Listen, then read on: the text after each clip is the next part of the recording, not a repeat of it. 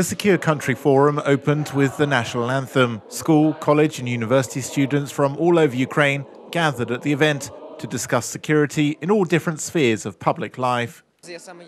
I'm a rescue worker, and it's important for me to listen to people who, in Ukraine, have leading positions in the relevant areas. And so for me, this forum is first and foremost about security. Russia's undeclared war against Ukraine was a key talking point at the event. Hybrid threats are the ones that concern all the areas: economic, political, psychological, informational, physical and legal. Practically all of these are employed by Russia against Ukraine. This is why it's very important to be able to counter these threats.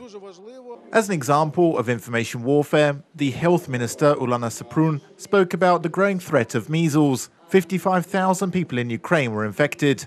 This is twice as many as the number of those wounded in the fighting in the east of the country, and yet the medically proven effectiveness of vaccination is brought into question by myths and fake news. According to Saprun, with the help of American analysts, it was determined that in the past few years, millions of posts about vaccination in Ukraine were created on social media by fake accounts created in Russia. Trolls posted both in favor and against vaccination, attempting to create an illusion that the matter of vaccination is worthy of a heated debate.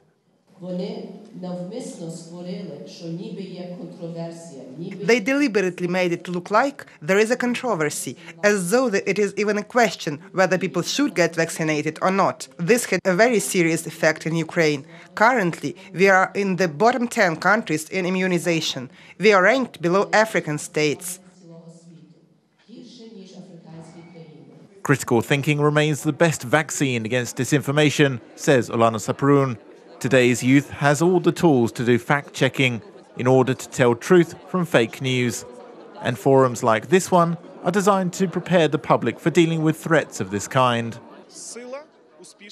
It's about strength, energy, drive and resilience, on intellect and good education. These are the key points that we must emphasize for Ukraine's young generation to become like a Ukrainian armor on tanks, because a generation like this cannot be penetrated by hybrid warfare. It cannot be penetrated by manipulation.